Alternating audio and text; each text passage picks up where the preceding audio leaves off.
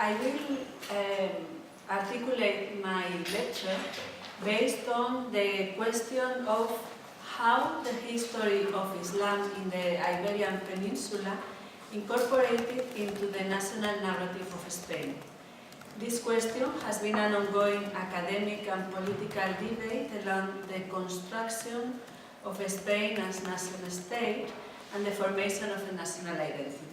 It re-emerges more vividly at crucial moments linked to and interfered by global debates on Islam and the West.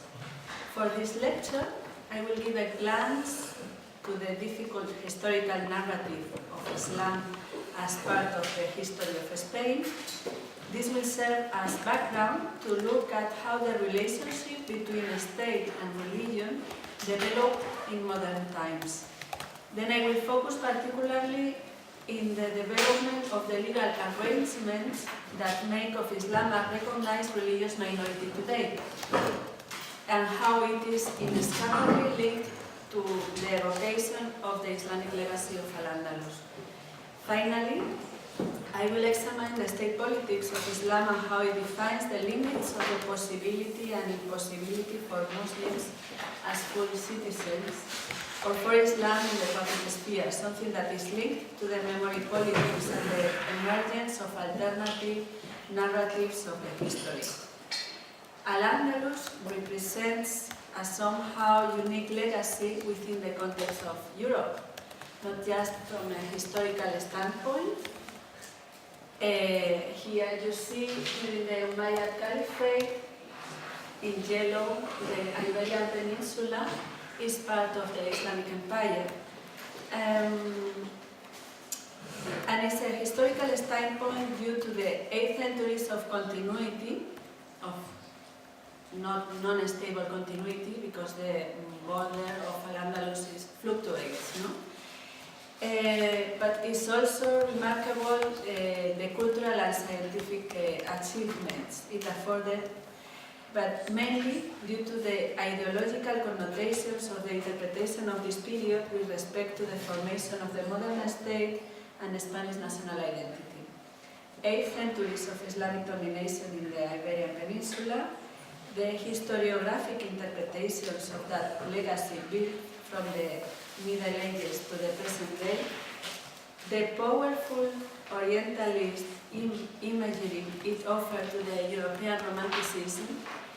You could think that this is an image of Cairo, but in fact this is the mosque of Cordoba.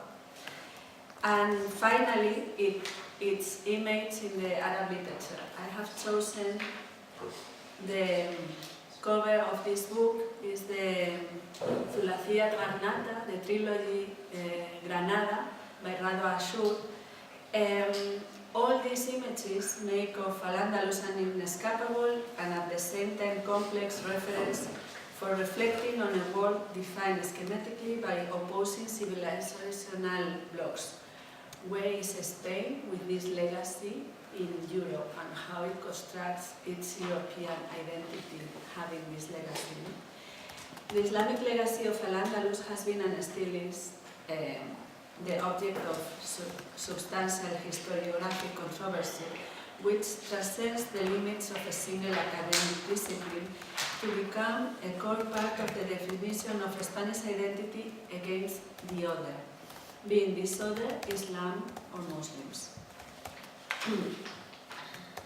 María Jesús Viguera, a Spanish Arabist, describes Al-Andalus as an interference in the medieval historiography of the Iberian Peninsula that materializes into 2 apparently different images, but which serve the same purpose: to alienate Al-Andalus, to turn it into something foreign, dangerous, and necessarily incompatible.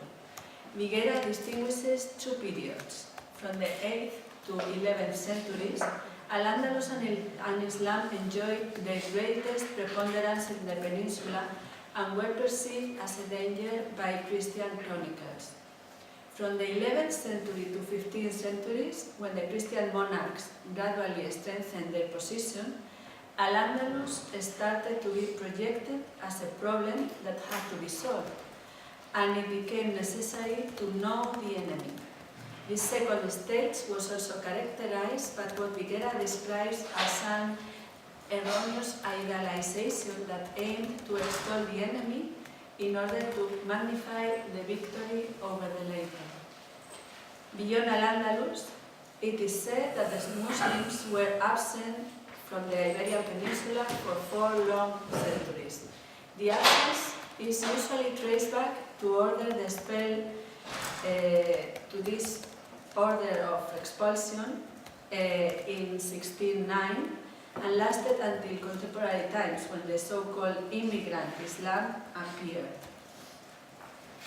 In an important sense, the modern state is therefore built on rejection, and Spanish identity has at the same time been shaped in the absence of an opposition to Islam.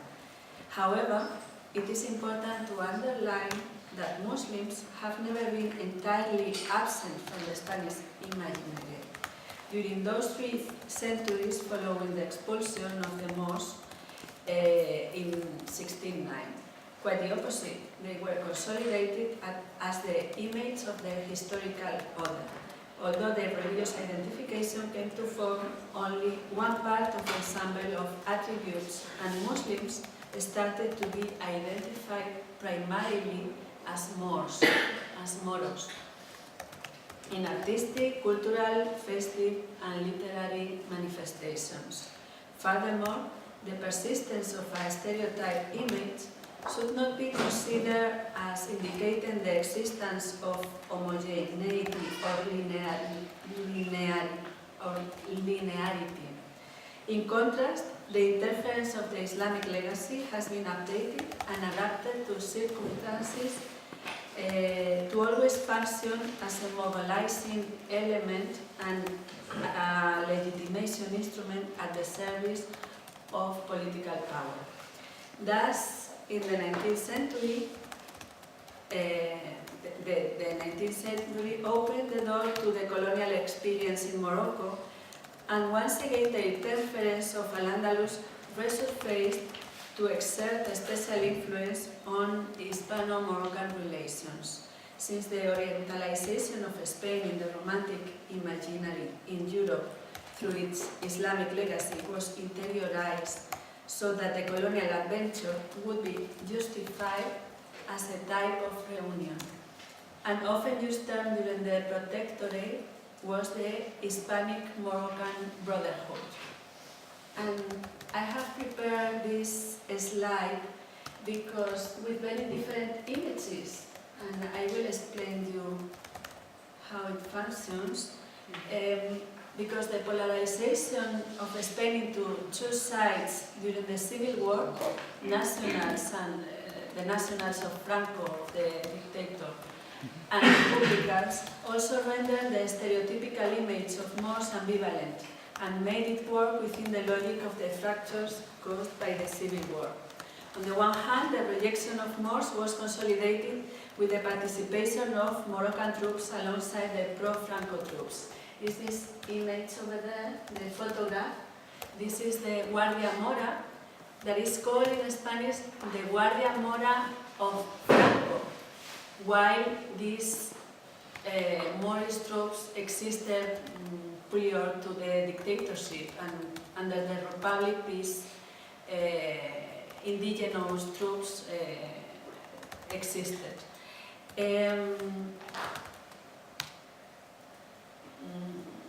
This coupled with the accumulation of the negative image of Moors that already existed as the traditional enemy, who now also became traitors, collaborating with the National Front to overthrow the legitimate government of the Second Republic. And I have chosen this image. You see how the Moor is racialized in this image that is part of the propaganda of the Republican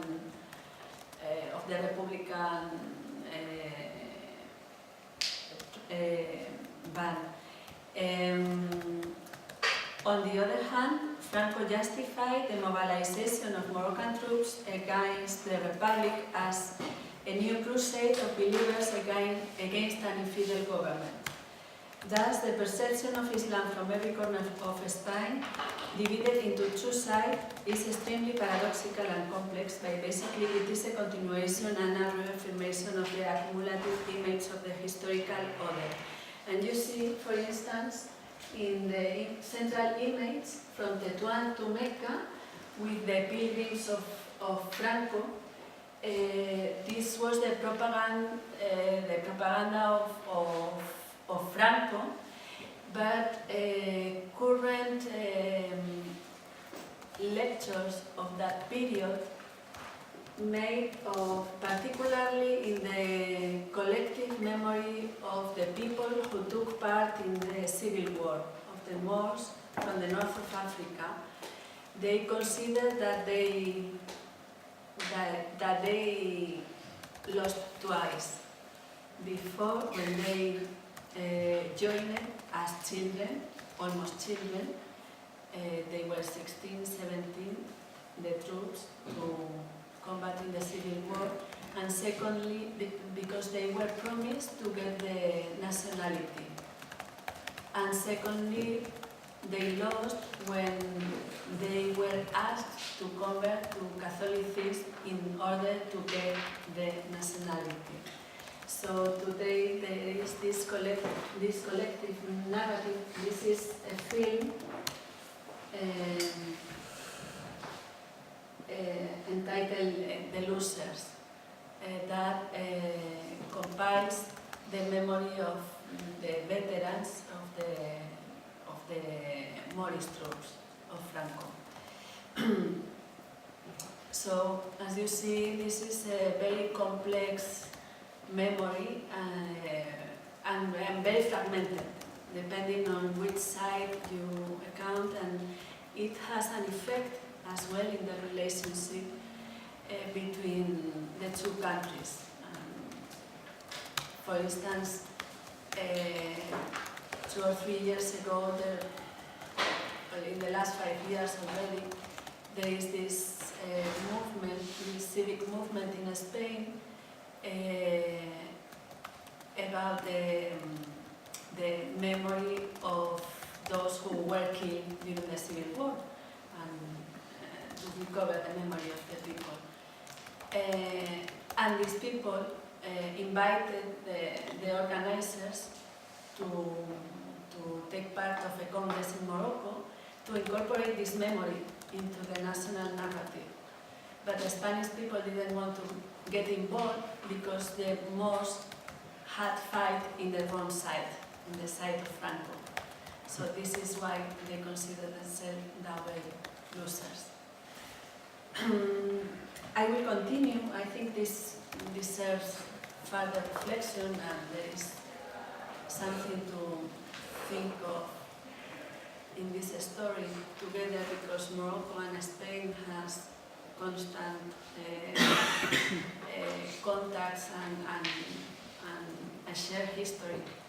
But this is not the focus of my lecture today, so I will continue. As said before, in modern times, Al-Andalus disappeared from the history of Spain, from the official history of Spain, and was defined as an exceptional period in the broadest narrative of Spanish identity, whose essence was Catholicism. The official historiography of Spain was in turn strengthened by the religious identity of the state, which can be traced back to the 16th century embryonic modern state that was shaped as confessional and even exclusive, and where the Catholic Church already played a preeminent role that perpetuated for centuries. As evidence, for instance, the 1812 Constitution of Cádiz, inspired by the liberal revolutionaries, stated that the Roman Apostolic Catholic religion, the only genuine one, is and shall perpetually be the religion of all Spaniards. The short-lived republic introduced by the 1931 Constitution marks the first and only time that the separation between church and state was considered, and Article 3 said the Spanish state has no official religion. However, the abrupt end to the Republic through the Civil War from 1936 to 1939 and the new legislation introduced by the Francoist dictatorship reaffirmed the confessional state even more strongly, and at the same time reconfirmed a Spanish identity essentially linked to Catholicism. Thus, under Franco's regime, Catholicism once more became the religion of the state, as Principle 2 of the Law of Principles of the National Movement of 1958 recognized that it was the only true religion inseparable from national conscience which will inspire its legislation. Despite the severe restrictions imposed by the dictatorship on religious freedom, it was paradoxically the regime's recognition of the Catholic Church which opened the door following the Second Vatican Council in 1965 for the rights of confessional minorities to start to be recognized. Of course, with restrictions, but the religious identity of the state continued to be guaranteed. And then we arrived to the current legislation, to the Constitution of the Democratic Spain in 1978. The institutional regulation of religions in contemporary Spain introduces the separation between church and state and could be considered to denote a break with the historical legacy of the confessional state. However, the current constitution contains a specific reference to the Catholic Church in an article that lends itself to a certain degree of ambiguity. The Constitution explicitly mentions the separation between religion and state, but it also introduces a formula that allows for privileged collaboration with certain confessions. It says, no religion shall have a state character. The public powers shall take into account the religious beliefs of Spanish society and maintain the appropriate relations of cooperation with the Catholic Church and other denominations. It should be noted that prior to the referendum of there was an agreement between the Vatican and the Spanish state that is functioning. Right after the Constitution, the Organic Law of Religious Freedom develops the modalities of that privileged relationship between the state and certain confessions that must fulfill the condition of being well established. A concept that represents the legal recognition of a specific confession taking into account its scope and number of believers. And I have prepared somewhere, but I don't see here, I don't know, figures of the number of Muslims, because at the time of this law, in the end of the 80s, the number of Muslims was very limited. The definition of the concept of being well established is complex and uncertain, giving rise to open interpretation that have a low history or historical scope to be included as arguments. Thus, and despite the numerical and organizational limitations of the incipient Muslim community in Spain at that time, in 1989,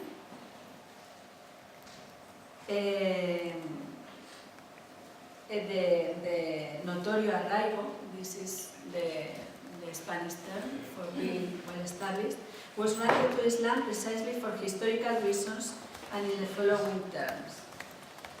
And it's quite interesting because it says Islamic religion is one of the spiritual beliefs that has configured the historical personality of Spain. Our culture and tradition cannot be separated from the religious foundations that have formed the most profound essences of the Spanish people and character. So Islam is there, essentially, into the Spanish identity, no?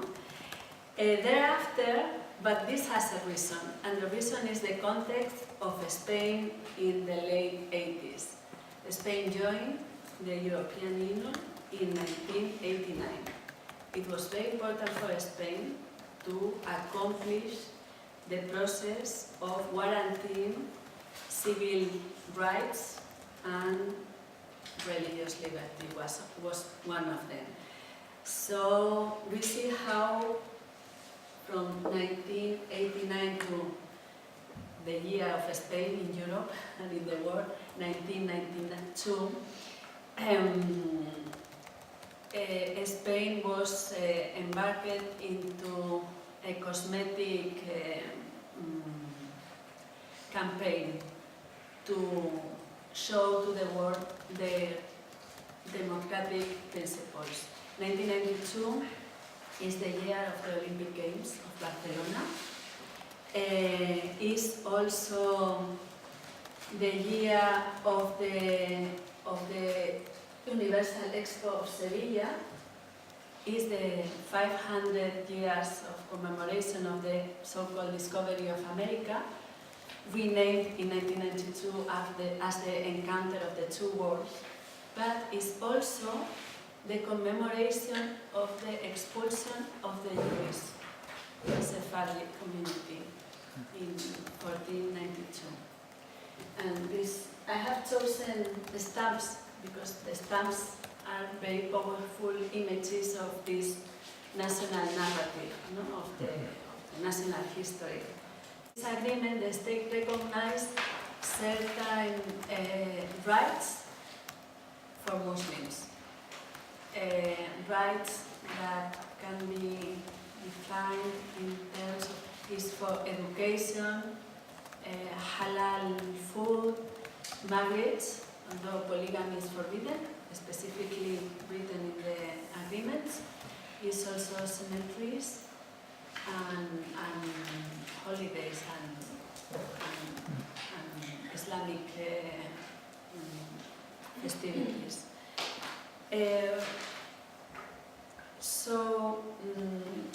Though this agreement is considered very advanced compared to other European countries that have no recognition of Islam as religious minorities, the signing of the agreements with the religious minorities entailed a review of the historical legacy, this time to repair what was perceived as a historical injustice since 1992 marked the 15th anniversary of the taking of Granada, the last Muslim kingdom by the Catholic monarchs, something that is celebrated every year, the 2nd of January, with much controversy in the city of Granada at the local level, because the celebration is the taking of the city, so it's the expulsion of the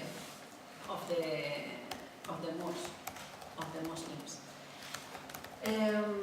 The cooperation agreements signed with the confessional minorities must therefore be understood as part of the logic that has gradually formed the historical preeminence of the Catholic Church, and its example inspires the relations between different religious faiths and the state. The signing of the cooperation agreement with the Muslim community was but one of several events, as previously explained. All these events aim to show the world that Spain has become a normal democratic country through a re-reading of its history, thus making Al-Andalus a mythical period of coexistence of three cultures: Judaism, Christianity, and Islam. Although intellectuals and academics often argue that there was one predominant Muslim culture under which three different religious communities lived together and that coexistence was not without its rifts and problems, the notion of peaceful coexistence among three cultures is a powerful political discourse used to legitimize a local Andalusian nationalism, and is also used internationally as a reference to reinforce a desired leadership of Spain. You might remember I don't know if you might remember, but in Spain was quite an issue, the speech of Obama in Cairo, when he mentioned Cordoba as an example of peaceful coexistence. No? Mm-hmm. That was very important for Spain and was extremely important for Cordoba. While the city is also ambivalent in taking its Islamic past as part of its history. It's again this idea of invasion versus coexistence. The consolidation of democracy during the 80s, the economic development, the new immigration laws and the achievement of religious freedoms enabled the installation, consolidation and also the visibilization of an incipient associative Muslim network. Although this network was perceived until the 1990s as that of immigrants. And I had a beautiful political cartoon in which you see one hand and the cartoon says something like this image does not contain the existing cruel facts or something like this. The idea within this political cartoon actually is to show how, because there is this powerful image of immigrants crossing the sea, the Mediterranean, and this is something that you see every day in the TV. So it's this idea of poor immigrants, and the stereotype of the immigrant is that of a young male, unemployed, and without studies, probably, while the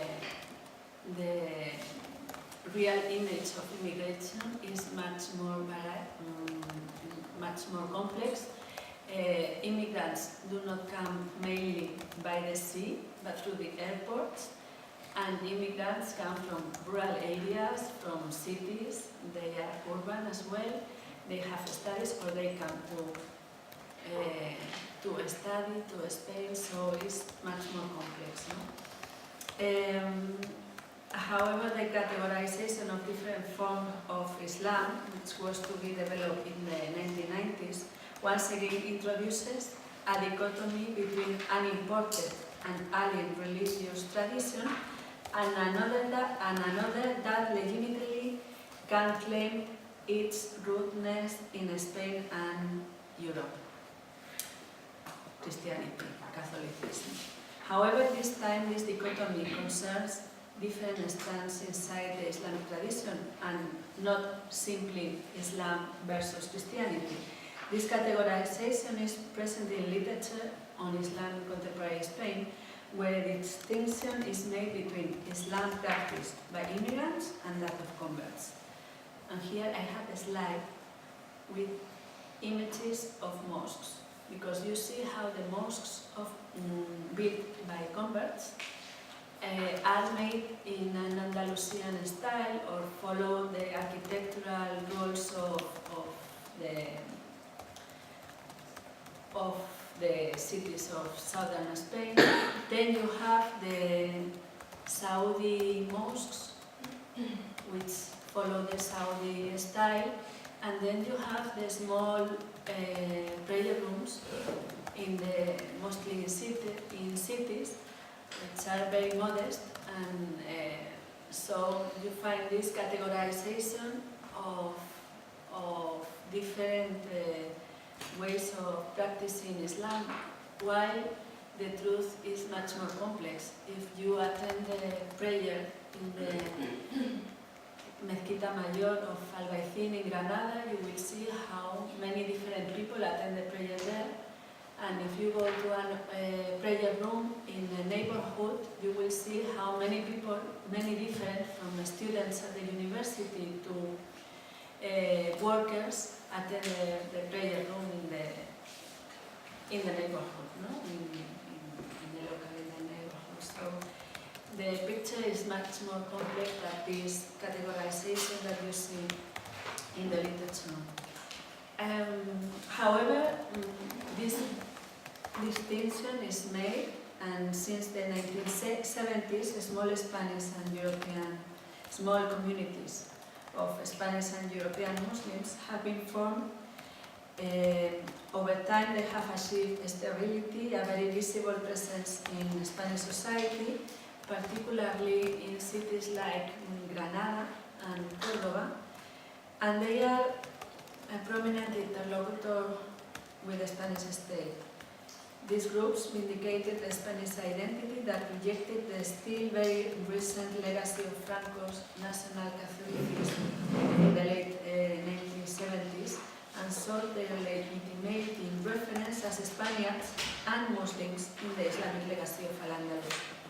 Here, the memory of Al-Andalus serves once again as a source of legitimacy to define a dissident identity, which also vindicated Islam as another part of the cultural heritage of Spanish and European identity. The conclusion of the 1992 agreement can be understood also as an attempt by the state to transform the immigrant Islam into an Islam of Spain.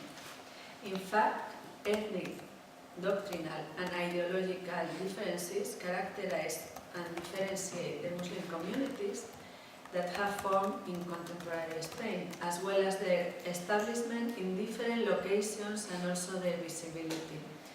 The institutional development that has taken place since the late 1980s led to the creation of national federations and the Islamic Commission of Spain, which constitutes the official representative body before the state. Looking at all the tensions that emerged through the process of constitution of the Islamic Commissions and its inoperativeness along the last 20 years since its establishment in 1992, one can conclude that the model of representation through a single representative organ has proven to be weak, to the point that even though this representative body continues to be the official interlocutor with the state agencies opened up a new informal way of dialogue with Muslim leaders after 2004. 2004 marks actually a second phase in the process of interaction between the administration and the Muslim communities that led to the gradual and continuing development of new forms of organization, being at the national level as well as new forms of representation at the local and regional levels. The impact of September 11 caused a growing concern also in Spain about Islam as a potential threat for Spain. Remember Ben Laden talking about Al-Andalus as well. And this concern was infinitely heightened by the attacks of March 11 in Madrid. Subsequent to this, Spanish Islam has been directly articulated with a variety of security issues. Although various debates on Islam and Spain has existed since long, the effect of the events of 2001 and 2004 and their influence in the global public sphere reinforced in Spain the claim of a supposed clash between the West and Islam, assuming that a certain Islamic specificity makes integration impossible. Media and political intellectual debates on Islam and Muslims in Spain and Europe increased dramatically during the years that followed. Discussions, polemics, new interpretations with a very essentialist approach of Islam and the Muslim legacy in Spain in the light of recent events took place. Also a renewed interest on how Muslim communities are organized in other European countries, on the futures and goals of the Muslim population of Spain. And I remember very clearly how in 2004 experts or media experts were stating that Spain was at the very beginning of having a Muslim community and should take advantage of the of the European examples, of the good and bad European examples, while it doesn't work like this. I mean, the context has a deep impact on how to proceed, and the logic of how the state defines the relationship with its minority and the law really has a powerful impact. It's not, I mean, the politics of Islam cannot simply be based on having the example of France or having the example of Belgium or having the example of the UK. Right after March 11, Spanish Muslim representatives were placed at the center of attention in the course of a polarized political debate. And remember that in 2004, the Popular Party was supposed to win again the elections and lost. So, and this result was mediated by the attacks only 4 days before, obviously.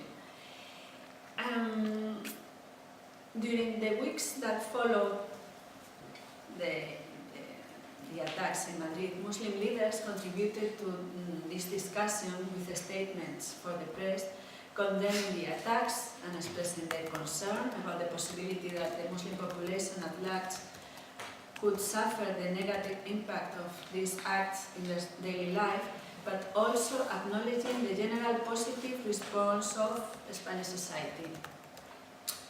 The associations encouraged the people to actively participate in blood donations and the demonstration against terrorism that took place 2 days after the attacks.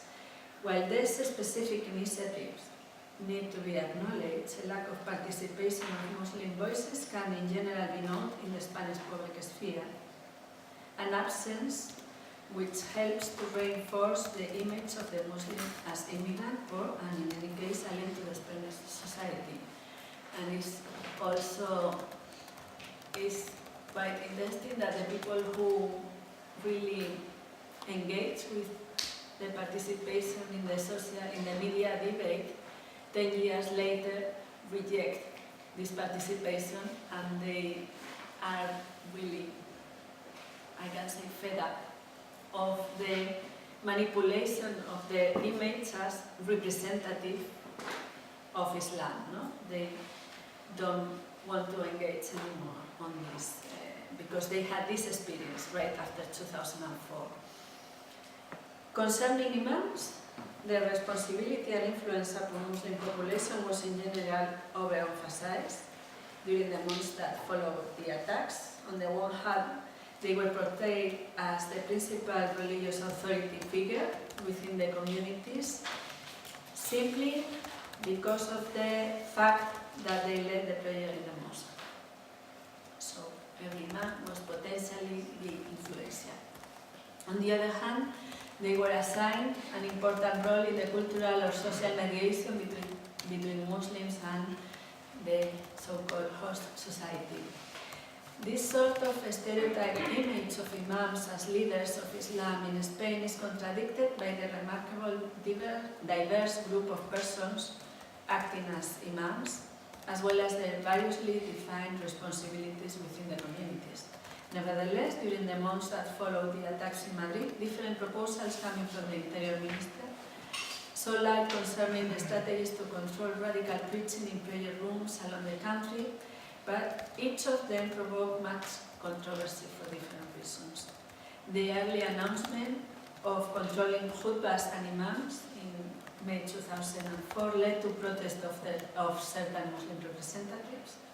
They drew attention to the negative consequences of such initiatives, which implied a biased perception of Islam and questioned their effectiveness with regard to the aim of combating terrorism.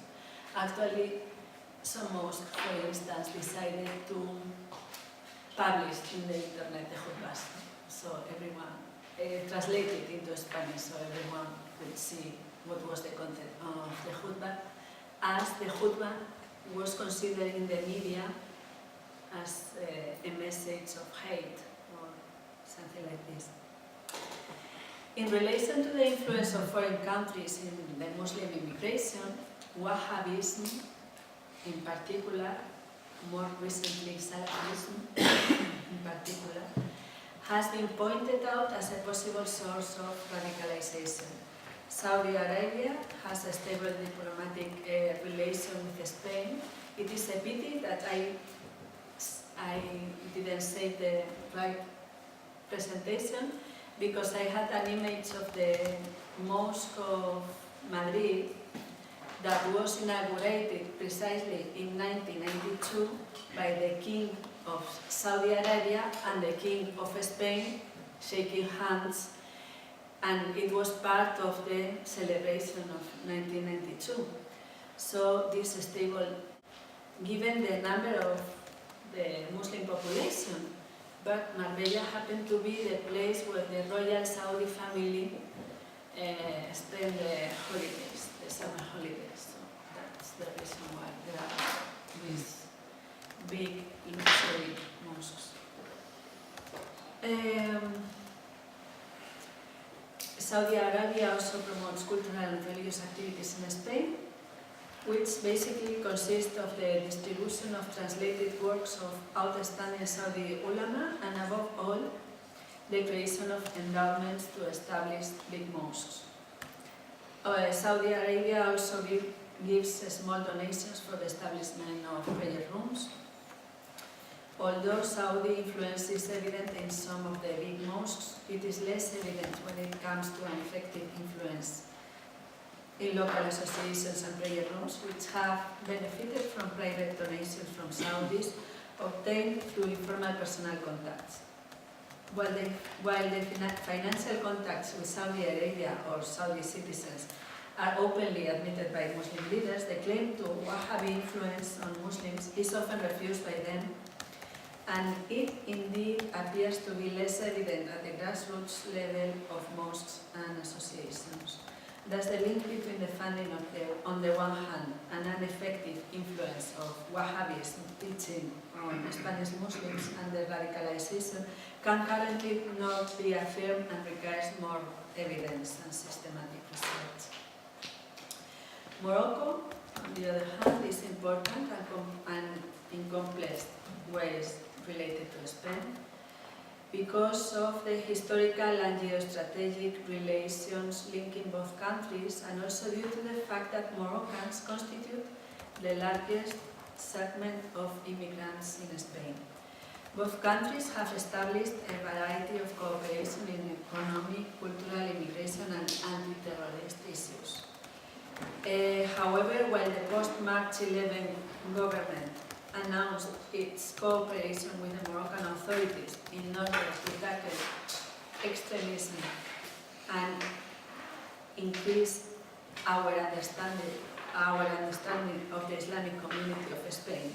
Studies conducted with Muslim leaders show that unofficial influence of Morocco is broadly projected both by Moroccan and other Muslim leaders, who indicate equal rights in all respects, also in religion, in the context of a declared non-confessional state.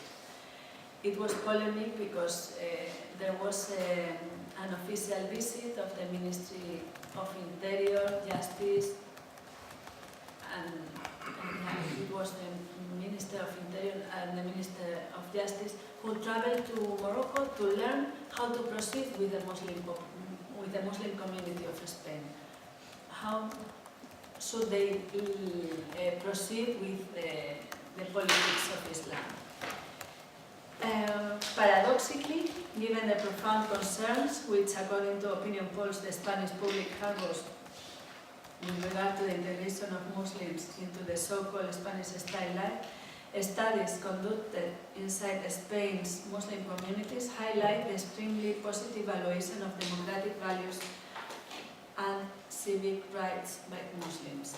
Again, it is a pity that I don't have the slide, because I had an example of polls conducted from 2005 to 2009 or 10 probably, annual polls conducted among the Muslim population of an immigrant origin. and they were asked about their perception of democratic values that were explained, for instance, in their if they had a positive or a negative opinion of the monarchy, NGOs, of democracy and democratic values, etc. No? And the results were always very positive. It was a kind of a propaganda to show that the Muslim population of immigrant background was well integrated into Spanish society. All in all, this asymmetry between the negative and the stereotypical image of Muslims on the one hand and the findings of scientific studies about their integration point not only to the need for more systematic research of Muslims in Spain, but also underline how highly ideologized the perception of Islam and Muslims as a threat is. As pointed out by Professor Zapata Barrero, there is a historical Spanish tradition of Maurophobia that is present in social and political discourse and is used to legitimize citizens' attitudes against Muslim immigration in Spain. The emergence of securitarian policies aimed at Muslims after March 11 suggests that the scope of policies affected by this tradition of Maurophobia is today widening as a result of the impact of terrorism and the war against terrorism. My own conclusion, and I would like to open the floor for further debate, is precisely that this tradition of Maurophobia, but also its opposite, the Maurophilia, speaks to us about the impossibility for Muslims as contemporary citizens in the public sphere. They do belong to the historical past of Spain, but the options as a religious minority and as citizens are scrutinized under the narrative of the nation, sometimes following the logic of the invasion, defeat and threat, and the less often following the idealization of convivencia, of coexistence. Both are distorted images of an interference of the past into the present. Thank you for your attention.